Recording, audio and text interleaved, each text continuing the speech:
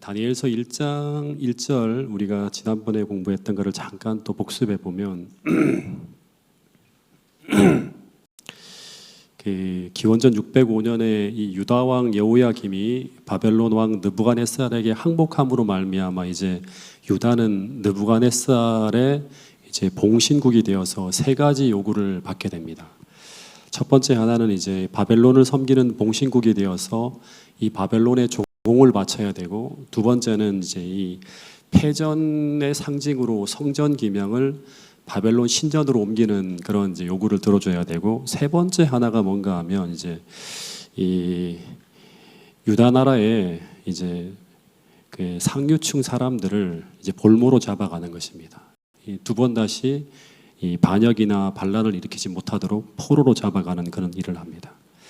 근데 이때 이제 수많은 유다의 포로들이 바벨론으로 잡혀가는데, 그런데 다니엘 1장 3절 4절에 보면 이제 이 느부갓네살이 붙잡아온 이스라엘의 수많은 포로들 중에서 이 몇 사람을 뽑아서 왕궁에서 일할 만한 그런 이제 관리들을 이제 쓰기 위해서 그 아주 뛰어난 몇몇 사람들을 발탁하라고 하는 명령을 내립니다. 근데 거기에 누가 포함되어지는가 하면 이 다니엘과 세 친구가 포함되어지는 거예요. 근데 이 느부갓네살은 이 뽑혀진 인물들을 그냥 인재로 쓰지 않고 먼저 이들을 바벨론에 충성할 수 있는 인물로 만들기 위한 이 과정을 3년간 거치게 합니다. 그게 바로 뭐냐 그러면 이제 이 바벨론의 왕립학교에 입학해서 이 느부갓네살이 원하는 인재를 만드는 거예요. 그 바벨론에서 일할 수 있는, 바벨론에 충성할 수 있는 사람들로 이제 이 모든 사람들을 이제 변화시키는 그런 의식화하는 어떤 그런 과정으로 이제 이 왕립학교에 들어가서 3년간 공부하게 합니다. 근데 선지자 왕 480페이지에 보면 이 글이 있는데 같이 한번 읽어보겠습니다. 시작. 그들 중에 유다 자손 곧 다니엘과 하나냐와 미사엘과 아사랴가 있었다. 이 청년들에게 남다른 재능이 있음을 본 느부갓네살은 그들을 자기 나라의 요직에 앉히기 위하여 훈련시키기를 결심하였다. 그들이 필생의 사업을 위하여 충분한 자격을 갖출 수 있도록 하기 위하여 갈대아 사람의 말을 배우도록 하고, 또 3년 동안 그 나라의 귀족들에게 허락되는 좀처럼 얻기 힘든 교육의 편의를 그들에게 제공해 주었다. 이 느부갓네살은 이 왕립학교에 이제 이 친구들을 이제 교육하는 목적이 뭐냐 그러면 자기 나라의 요직에 앉히기 위해서, 그러니까 최고위직에 이들을 선발해 쓰기 위해서 이 과정을 이제 지나가게 하는 거예요. 그래서 이들이 필생의 사업을 위하여 충분한 자격을 갖출 수 있도록 하기 위해서 이런 교육을 했다고 합니다. 근데 이제 그래서 이 바벨론의 왕립학교의 교육 과정의 목적은 뭔가 하면 이 느부갓네살이 자기 왕궁에서 일할 사람들을 키우기 위한 목적이에요. 근데 왜 하나님은 이 다니엘과 세 친구들을 포로로 잡혀가게 하고, 그리고 이 왕립학교에서 3년간 교육 과정을 밟게 하셨을까? 그것은 바로 뭔가 하면 이 과정을 통해서 이 다니엘과 세 친구를 바벨론 궁정에서 최고위직까지 올라가게 해서, 즉 이 제국의 심장부까지 들어가게 해서 이들을 통해서 바벨론 제국 전체에 하나님의 영광을 드러내기 위한 목적으로 이제 이들을 그 모든 과정을 지나가게 하셨다고 하는 거예요. 그러니까 마치 트로이 목마처럼 포로로 잡혀가게 해서 그 제국의 심장부까지 들어가게 하는 거예요. 그 목적을 가지고 하나님은 이 모든 것들을 허용하고 있는 거예요. 그래서 이 다니엘과 세 친구는 갈대아 언어와 갈대아 학문을 공부해야겠죠. 왜냐 그럼 필생의 사업을 위하여 충분한 자격을 갖출 수 있도록 하기 위해서 이 바벨론 학문을 최고의 어떤 그런 이제 학문까지 다 공부를 하는 거예요. 그래서 어떤 이제 학자의 주석을 보니까 이 다니엘과 세 친구만큼 엄청나게 많은 공부를 한 사람이 없을 만큼 가장 많은 학문적인 어떤 공부를 한 사람이 바로 이 다니엘과 세 친구였을 것이라고 얘기하는 사람도 있어요. 그리고 또 하나는 이 바벨론식 이름도 받아들이기도 이제 그렇게 하는 목적을 위해서 한 거죠. 이 옛날에 이제 요셉도 이집트의 총리로 있을 때 그 이름이 뭐죠?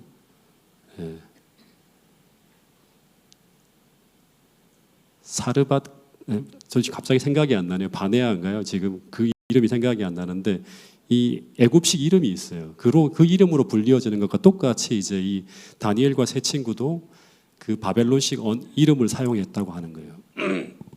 그런데 이 다니엘과 세 친구에서 그런 것들을 다 수용하는데, 이건 신앙과 충돌을 하지 않기 때문에 다 수용을 하는데, 근데 이 바벨론 대학에 입학하던 그 첫째 날이었을 것 같습니다. 이들은 왕이 주는 그 진미와 포도주를 보면서 아무것도 먹지 못하고 돌아가서 다니엘서 1장 8절에서 이런 결심을 이 세 친구들이 했다고 합니다. 자, 다니엘 1장 8절 말씀을 한번 읽어보겠습니다. 왜 안 넘어가죠 이게? 네, 1장 8절 같이 읽어보겠습니다. 시작. 다니엘은 뜻을 정하여 왕의 음식과 그가 마시는 포도주로 자기를 더럽히지 아니하리라 하고 자기를 더럽히지 아니하도록 환관장에게 구하니. 그러니까 이 결심은 뭔가 하면, 이제 이걸 쉽게 말하면, 이들은 이 바벨론의 포로로 끌려왔지만 이 바벨론 대학에서 내가 공부를 하지만 뜻을 정해서 그들은 여기서도 하나님의 백성으로 살아가기로 결심했다고 하는 거예요. 이 결심에서 뭔가 의미 있는 일이 벌어지는 거예요. 여러분, 우리가 이런 결심을 하지 않으면 우리 인생에 하나님이 주시는 의미 있는 그 어떤 일도 일어나지 않습니다. 결심하지 않으면 아무 일도 벌어지지 않아요. 그냥 평안하게 세상의 흐름에 이끌려서 세상과 조화를 이루며 살아가면 정말 아무 일도 벌어지지 않고 한동안은 평안하고 안락하게 살 수도 있습니다. 그런데 이 흐름에 저항하고 이 흐름에 맞서기로 뜻을 세우는 순간 필연적으로 어떤 일이 벌어지는가 하면 다니엘이 경험했던 이런 갈등과 고민과 세상과 충돌하는 일이 벌어질 수 있다고 하는 거예요. 그런데 이 다니엘과 세 친구처럼 그 싸움을 우리가 신실하게 감당하며 나가면 우리는 다니엘과 세 친구들이 경험했던 그 하나님의 위대한 역사를 우리가 이 세상을 살아가면서 경험할 수 있다고 하는 귀중한 빛을 주고 있는 책이 바로 뭔가 하면 다니엘서라고 하는 거예요. 그래서 이들은 이 음식을 딱 보면서 돌아와서 거의 아무것도 먹지 못하고 이런 결심을 합니다. 바벨론에서 제한하는 모든 것들은 우리가 다 수용해도 이 음식물로 말미암아 우리는 더러워져서는 안 된다는 그런 결심을 했다고 합니다. 그런데 이 음식은 지난번에도 말씀드렸던 것처럼 우상 숭배에 바쳐진 음식이었고, 더하여서 포도주라든가 이런 어떤 다른 음식들은 레위기라든가 신명기에서 부정한 음식으로 이렇게 이제 지정한 거예요.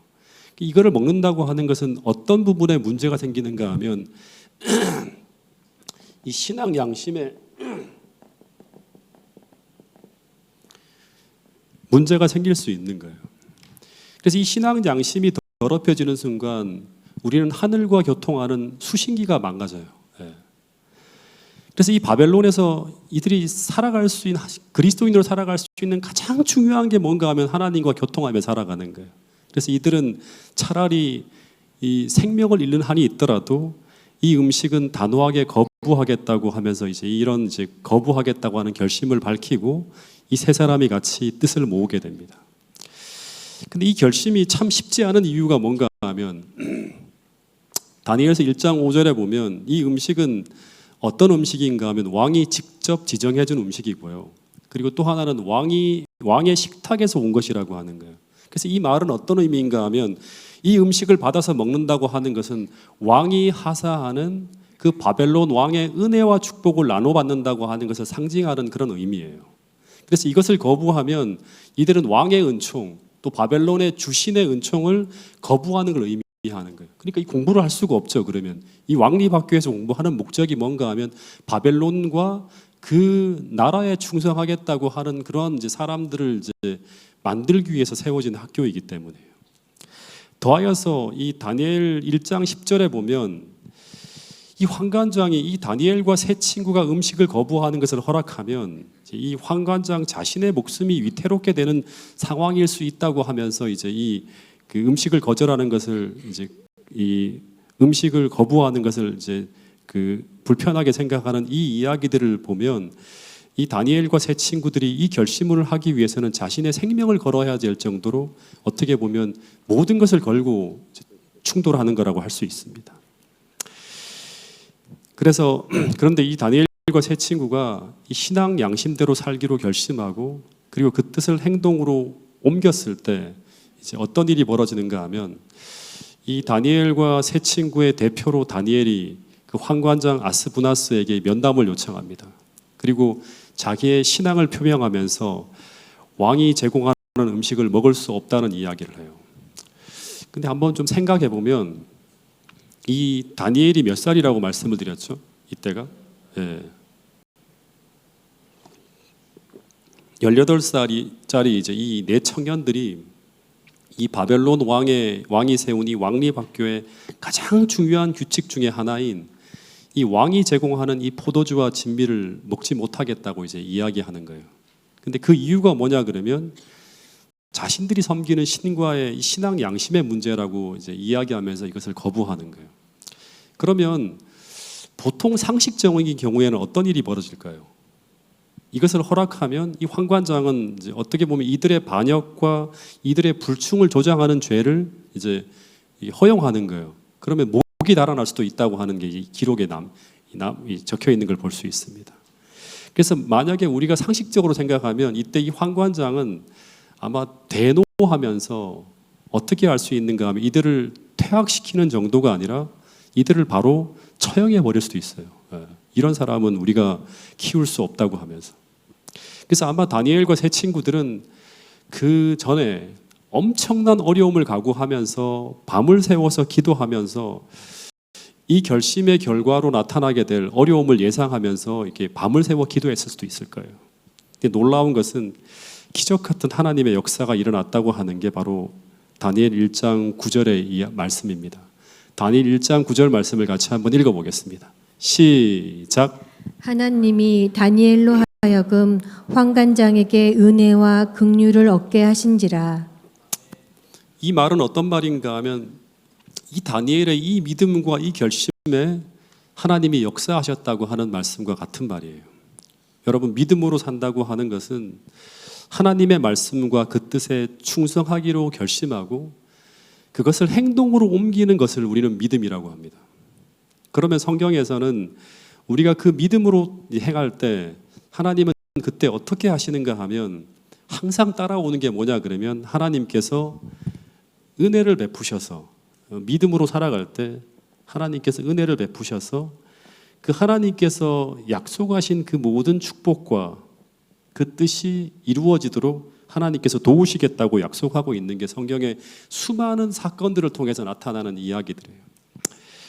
그래서 이 다니엘이 하나님을 향해서 뜻을 정하고 환관장에게 자신의 결심을 구하니 그 다음부터 어떤 얘기가 나오는가 하면 이 하나님이 주어로 등장합니다.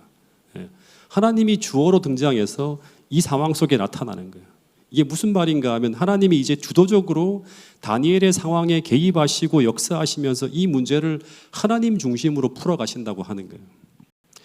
여러분, 그래서 우리가 이제 그 산상수훈에도 보면 우리가 먼저 그의 나라와 그의 의를 구하면 어떻게 하신다? 하나님께서 나머지 우리 삶에 벌어지는 모든 것들을 책임지겠다고 약속하시는 그 모든 이야기들이 다니엘서 1장 8절 이후부터 나오는 그 모든 역사를 통해서 산상수훈의 이야기를 같이 연관시켜서 우리가 볼 수도 있습니다. 그래서 다니엘과 세 친구가 먼저 그의 나라와 그의 의를 구하자 이제 첫 번째 기적이 바로 뭔가 하면 9절에 하나님이 다니엘과 환관장에게 은혜와 긍휼을 입게 하셨다고 하는 그런 이야기가 나옵니다. 그래서 어떤 일이 벌어지는가 하면 이 바벨론 제국의 위대한 환관장인 이 아스부나스가 팔레스타인의 아주 변방의 한 청년의 요구를 듣고 이 환관장이 이런 이야기를 합니다. 내가 너의 요구를 들어주고 싶지만 근데 만약에 내가 너의 요구를 들어주게 되면 어떤 일이 벌어지는가 하면 바로 내 생명이 이제 위태롭게 될 수 있기 때문에 참 어렵다고 하는 고민을 이야기합니다. 여러분, 환관장이라고 하는 벼슬이 어떤 벼슬이죠? 환관장. 네. 이 환관장이라고 하는 벼슬이 어떤 벼슬이죠?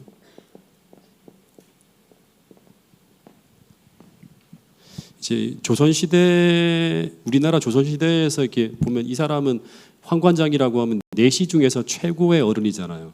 그럼 상선 정도 되는 거예요. 네. 그죠? 오늘날로 말하면 이제 이 환관장은 어떤 정도의 벼슬이 될 수 있을까요? 이 왕을 가장 가까이에서 이렇게 이제 보좌하는 사람, 대통령 비서실장쯤 될 거예요. 이 대통령 비서실장쯤 되는 사람이 이제 아스부나스고요. 경호실장쯤 되는 사람이 2장에 나오는 아리옥이라고 할 수 있어요. 예. 그러니까 굉장히 막강한 그런 힘을 가지고 있는 사람이에요. 근데 그런 사람이 이 팔레스타인인 변방의 한 소년에게 굉장히 친절하게 대했다고 하는 거예요. 말을 해주는 거예요. 예. 바로 그냥 무시하고 나갈 수 있는데 그런 정황들을 통해서 본다 그러면 이 아스부나스는 이 다니엘과 세 친구를 정말 사랑하고 아끼는 마음을 가졌다고 하는 걸 그대로 표현해 주는 게 바로 이 한 구절 속에 나온 하나의 이야기입니다. 그런데 그 이유는 무엇 때문인가 하면 첫 번째는요. 이들의 믿음의 삶을 통해 만들어진 정말 진실하고 선한 품성이 이 환관장의 호의를 느끼게 만들었다고 하는 게 이제 그 여러 예언의 신의 주석에 나온 이야기고요. 두 번째는 뭐냐 그러면 또다시 말하지만 이들이 하나님의 말씀대로 행하려고 하는 그 길에 하나님께서 역사하시고 개입하셨기 때문이라고 하는 거예요. 그래서 요 선지자왕 483페이지에 보면 이런 말씀이 있는데 이 말씀도 하나 읽어보고 넘어가겠습니다. 같이 읽어보겠습니다. 시작. 자신을 더럽히지 아니하려는 그의 요구는 존중이 여김을 받았다. 하지만 환관장은 그것을 허락하기를 주저하였다. 자신을 더럽히지 아니하려고 하는 이 다니엘과 세 친구의 요구는 존중이 여김을 받았다고 하는 거예요. 하지만 환관장은 그것을 허락하기를 주저하였다고 합니다. 그래서 환관장이 어떤 말을 했는가 하면 다니엘서 1장 10절에 보면 이제 이런 이야기를 합니다. 이것도 같이 한번 읽어보겠습니다. 시작. 환관장이 다니엘에게 이르되 내가 내 주 왕을 두려워하노라. 그가 너희 먹을 것과 너희 마실 것을 지정하셨거늘 너희 얼굴이 초췌하여 같은 또래의 소년들만 못한 것을 그가 보게 할 것이 무엇이냐. 그렇게 되면 너희 때문에 내 머리가 왕 앞에서 위태롭게 되리라 하니라. 이 환관장이 이 다니엘과 세 친구에게 따로 음식을 허락해 주지 못하는 이유는 무엇 때문인가 하면 이들이 이 왕의 음식을 먹지 않음으로 말미암아 어떻게 될 수 있다? 얼굴이 초췌해져서 매번 왕이 이제 이들을 볼 때마다 이제 매번 공부할 때마다 한 번씩 보겠죠, 그죠? 이 왕이 이 친구들이 왜 이런 문제가 있느냐 하고 물어봐서 이들이 왕이 지정해준 음식을 먹지 않았기 때문이라고 하는 것이 드러나면 어떤 일이 벌어진다? 그러면 내 머리가 달아날 수도 있다고 하는 거예요. 그래서 음식을 허락해주지 못하겠다고 하면서 아주 깊은 호기를 가지고 이런 말을 했다고 합니다. 그러자 다니엘이 어떻게 하는가 하면 이 환관장이 책임지면 안 되잖아요. 환관장이 아닌 누구에게 얘기하라는가 하면 환관장이 다니엘과 하나냐와 미사엘과 아사랴를 감독하게 한 자에게 합니다. 다시 말하면 요 친구들을 감독하고 있는 그 한 사람에게 감독자에게 이런 청을 했다고 합니다. 이 11절부터 14절까지 보면 그러면 우리 이 네 사람에게 3년간이 아니라 며칠간만 딱 열흘간만 채식과 물을 주어서 시험하게 해달라고 제안을 합니다. 그래서 만약에 문제가 생기면 만약에 진짜 환관장이 염려한 이런 일들이 벌어지면 방법을 변경하면 되지 않겠느냐라는 그런 이야기를 합니다.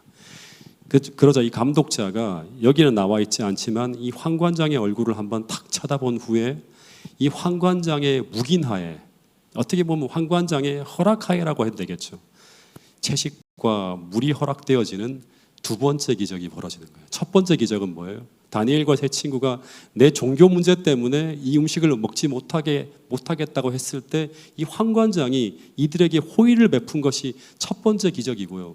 두 번째는 말도 안 되는 일이 벌어집니다. 이들에게 열흘 동안 어떻게 한다? 따로 채식과 물을 주어서 시험하게 해달라고 하는 이 제안이 허락되어졌다고 하는 거예요. 이게 두 번째 기적이에요. 그래서 이 왕궁에서 이 네 청년들을 위해서 매일 하루 세 끼 음식이 나오는데 이 환관장의 허락을 받아서 따로 먹을 음식이 계속 나오는 거예요. 제가 한번 상상해 보면요. 이들이 매일 물과 채식을 가지고 따로 식사를 할 때 이 바벨론 왕립학교 내에서 이들이 먹는 이 모습, 이들이 신앙하는 이 모습이 진짜 별나게 보였을 거예요. 그죠? 예. 그래서 큰 이슈가 되었을 거예요. 왜 쟤네들은 저런 특별한 음식을 먹지? 이 좋은 음식 놔두고 왜 저런 음식을 먹지? 그 이유가 무엇인가라고 하면서 수군거리면서 계속 물어보았을 거예요. 그러면서 결론이 뭐예요? 이들은 여호와 하나님을 믿는 저기 팔레스타인 변방에 있는 히브리들이 있는데, 그래서 이 사람들은 이 자기들의 신앙 때문에 이런저런 음식을 먹지 않는다고 하는 것이 하나의 큰 이슈가 되어서 바벨론 왕국 내에 수많은 사람들에게, 왕에게까지는 들어가지 않았지만 회자되었을 거라고 하는 생각을 할 수 있을 거예요. 마치 오늘 우리가 군대에서 혹은 회사에서 사회에서 먹는 것 때문에 혹은 안식일을 지키는 것 때문에 별나다는 주목을 받게 될 때 우리가 겪는 것과 비슷한 경험을 벌써 수천 년 전에 이 다니엘과 세 친구들이 했다고 하는 것입니다. 근데 여러분, 그것을 너무 불편하게 생각하지 마시기 바랍니다. 왜냐하면 우리는 어쩔 수 없이 이 바벨론에 점령되어지고 포위되어진 세상에서 우리가 정상적으로 신앙한다면 우리는 특별하고 별난 사람으로 살아갈 수밖에 없다고 하는 사실을 기억할 수 있게 되기를 간절히 바라겠습니다. 다시 말하면 우리는 언제나 그 특별한 삶 때문에 이슈 메이커가 될 수밖에 없어요. 어디를 가나 물어봐요. 내가 먹는 거 하나 보면 나를 모르는 사람은 왜 당신 그렇게 먹습니다? 항상 물어보잖아요. 맨날 제가 토요일마다 교회 가면 왜 당신 토요일 날 교회 갑니까? 물어보잖아요. 항상 이슈 메이커가 되는 거예요. 군대 내에서도 그냥 편하게 안식일을 지키면 안 지키고 그냥 가면 되는데, 그것 때문에 모든 부대원들에게 제일 주목받는 사람이 바로 누구인가 하면 안식일을 지키는 사람이라고 하는 거예요. 그래서 우리는 언제나 그 특별한 삶 때문에, 그 신앙 때문에 우리가 제대로 신앙을 하게 되면 항상 이슈 메이커가 될 수밖에 없다고 하는 거예요. 그러나 우리가 그런 상황에서 다니엘과 세 친구들처럼 정말 신실하고 진실하게 살아간다면 그 특별함 때문에 다니엘과 세 친구들이 그랬던 것처럼 하나님께 영광을 돌리고 세상에 복음의 빛이 전해지는 놀라운 역사가 벌어질 수 있다고 하는 것이 다니엘서 1장을 통해서 우리에게 들려주는 아주 중요한 교훈이라고 하는 사실을 꼭 기억할 수 있게 되기를 간절히 바라겠습니다. 10일 동안 술 대신 뭐를 먹고요? 물을 마시고, 그리고 왕의 진미 대신에 채식만 먹어요. 그러니까 지금 상추하고 뭐 이거 쭉 뜯어가지고 올라오는 걸 가지고 그냥 매일같이 먹고 이렇게 지냈겠죠. 그리고 10일이 지난 후에 이제 이 음식을 3년간 먹일지 말지를 결정하는 평가의 날이 다가왔는데 15절, 16절에 보면 세 번째 기적이 벌어집니다. 한번 읽어보겠습니다. 시작. 열흘 후에 그들의 얼굴이 더욱 아름답고 살이 더욱 윤택하여 왕의 음식을 먹는 다른 소년들보다 더 좋아 보인지라. 그리하여 감독하는 자가 그들에게 지정된 음식과 마실 포도주를 제하고 채식을 주니라. 3년 동안 채식을 먹게 되었다고, 허락되었다고 하는 거예요. 근데 여러분, 12일 정도 채식을 하면 얼굴이 더욱 아름답고 살이 더욱 윤택해집니까? 네? 한번 얘기해 보세요. 10일 정도, 이 주석을 보면 굉장히 많은 부분에 이런 얘기들이 나와요. 네. 만약에 매일 술에 취해 살고요, 매일 음식을 함부로 먹으면서 건강이 아주 나쁜 사람들은 10일 정도 술을 끊고 깨끗한 채식을 하면 몸이 많이 좋아질 수도 있습니다. 근데 다니엘과 세 친구들이 그런 상황이었나요? 네. 여러분, 다니엘과 세 친구들이 매일 술을 마시고 육류를 계속 먹던 그런 사람 아니었죠. 네. 그 전에도 다니엘과 세 친구들은 음식을 구별하는 삶을 살아가던 사람이었어요. 근데 이들이 10일 동안 물과 채식만 먹었는데, 여기 본문에 보면 이들이 다른 청년보다 10일 전과 후를 비교하는데 얼굴이 어떻고요?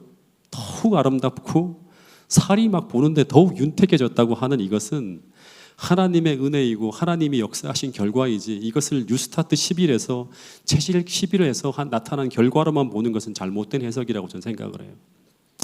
여러분, 다니엘서 1장 8절 이후에 나타나는 모든 결과는요, 다니엘과 세 친구가 하나님의 뜻에 전적으로 굴복하고 믿음으로 헌신할 때 그 이후부터 하나님께서 은혜를 베푸셔서 나타나는 은혜의 역사로 설명하는 것이 이 다니엘서를 제대로 해석하는 그 해석의 방법이라고 저는 믿습니다.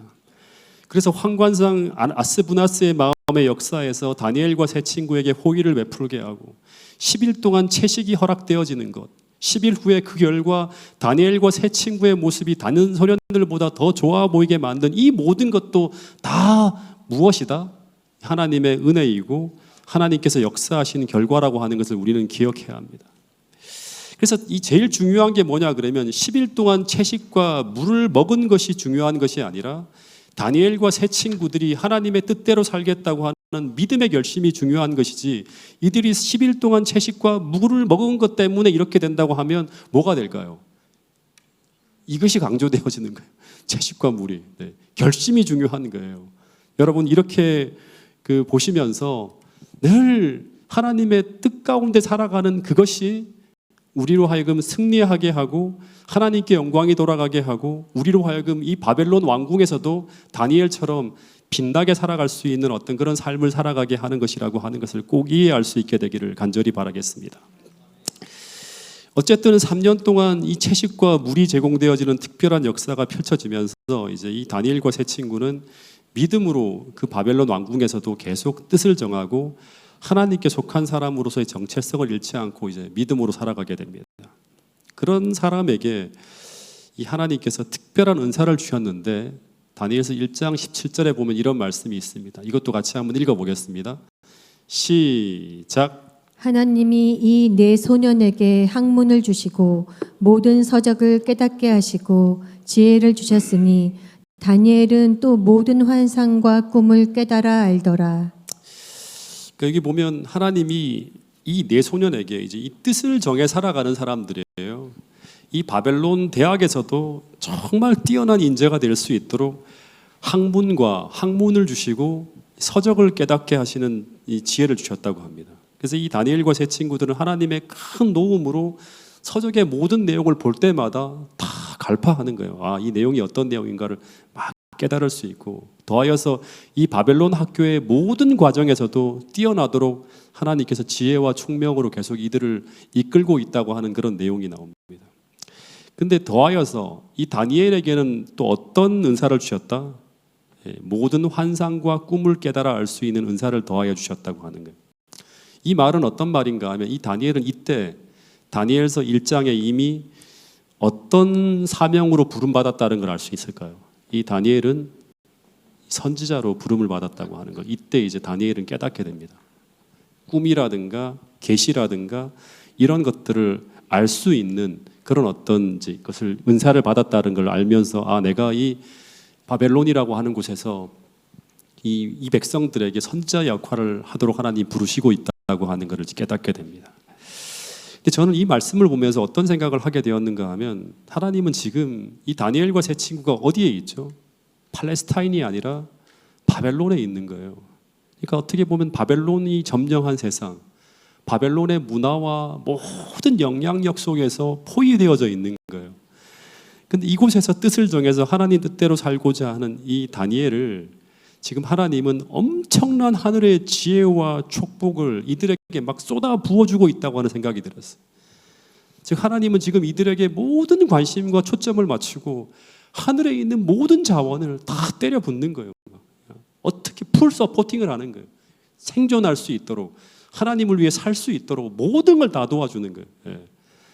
정확하게 말하면 이곳에서 생존할 수 있도록, 그리고 그들이 어떤 상황에서도 하나님의 뜻을 이루고 살아계신 하나님을 위해 일할 수 있도록 하나님은 지금 모든 걸 다 세팅해 놓고 기도만 하면 다 주려고 지금 그렇게 하나님께서 지원하고 있다고 하는 거예요. 여러분, 그래서 이런 말씀이 있어요. 역대하 16장 9절에 보면 여호와의 눈은 온 땅을 두루 감찰하사 전심으로 자기에게 향하는 자들을 위하여 어떻게 하신다? 능력을 베푸신다고 하는 이 말씀이 다니엘과 세 친구에게 그대로 적용되어지는 거예요. 마찬가지로 오늘 우리가 진짜 하나님의 뜻을 향해서 전심으로 구하고 주의 뜻을 이루기 위해서 온전히 우리가 헌신한다고 하면 하나님은 이 세상에 포위되어져 있는 우리를 돕기 위해서 하나님 어떻게 하신다? 모든 자원을 다니엘과 세 친구에게 그렇게 했던 것처럼 우리에게도 능력을 베푸신다고 하는 사실을 믿을 수 있게 되기를 간절히 바라겠습니다.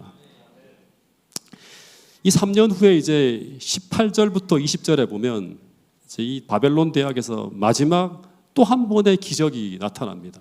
같이 한번 읽어보겠습니다. 18절부터 20절까지의 말씀입니다. 시작.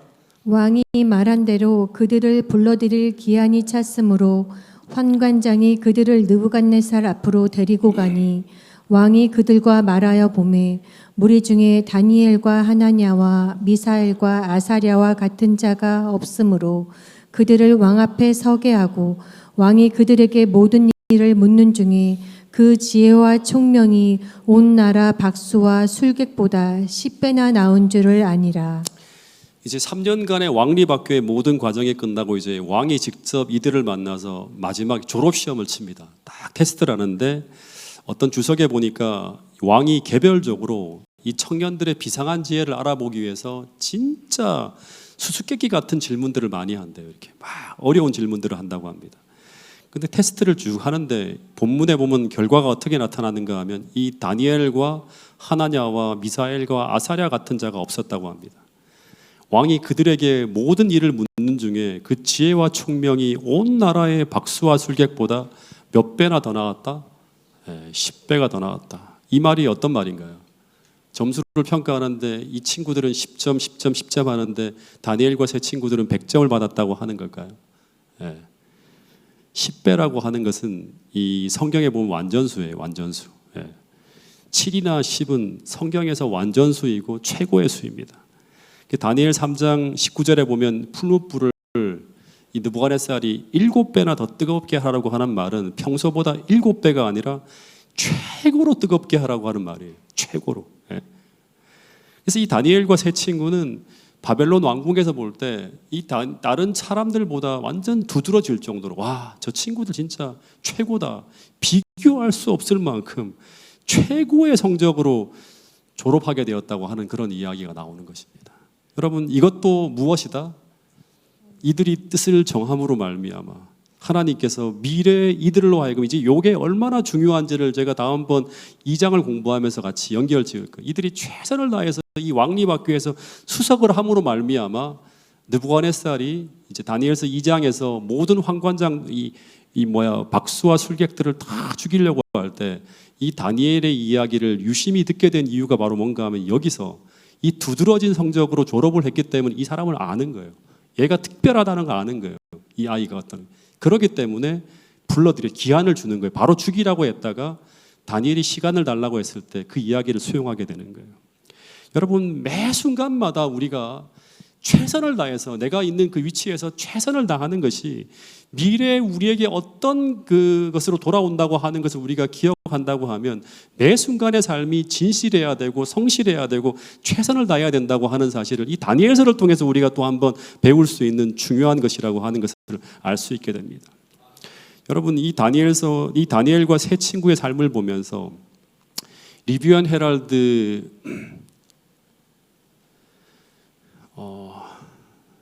리뷰 앤 헤럴드 1889년 4월 2일자의 글을 보면 이제 이런 기록이 있어요. 다니엘이 바벨론에 있을 때 그는 우리가 꿈도 꾸어보지 못한 유혹으로 포위되어 있었다고 하는 거예요. 우리가 꿈도 꾸어보지 못한 도저히 신앙을 지킬 수 없는 그런 유혹으로 포위되어져 있는 곳에 살고 있었어요. 근데 그가 어떻게 승리자가 될 수 있었는가? 여기 보면 다니엘이 자기의 편에서 해야 할 일을 하고 있는 동안 하나님께서 역사하셔서 그에게 모든 학문과 재주에 명철하게 하신 외에 다니엘에게는 또 이상과 몽조를 깨달아 알 수 있게 하셨다. 이것이 하나님께서 다니엘을 위하여 일하신 방법이다. 지금도 그분은 달리 해보라고 하는 제안을 하지 않으신다. 인간은 구원의 계획을 완수함에 있어서 하나님과 협력해야 된다고 하는 얘기를 하고 있어요. 그러니까 우리의 편에서 우리가 해야 될 그런 선택을 해야 돼요. 믿음의 선택을. 아무 일도 하지 않으면 아무 일도 일어나지 않는다. 우리가 어떤 결심도 하지 않고 어떤 행동도 하지 않으면 하나님 우리를 도와주실 수가 없어요. 우리가 우리의 편에서 해야 될 일들을 우리가 해서 이 구원의 계획을 완수함에 있어서 하나님과 협력해야 될 부분에서 우리가 협력을 해야 된다고 하는 거예요.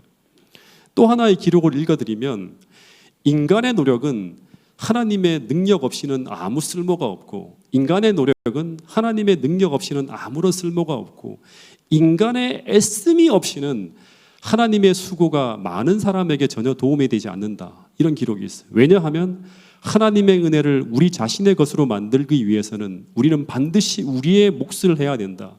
하나님의 은혜는 우리로 뜻을 정하고 행하도록 하기 위해 주신 것이지 결국 우리의 노력의 대용물로 주신 것은 아니다라고 하는 거예요. 여러분, 이 말이 무엇인지 다니엘서 1장을 통해서 우리 모두가 배울 수 있게 되기를 간절히 바라겠습니다.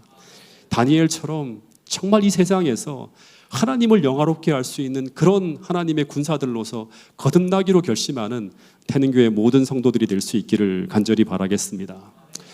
마지막 정말 중요한 부분 한 부분만 좀 더 다루겠습니다. 이 마지막 성경절인데요.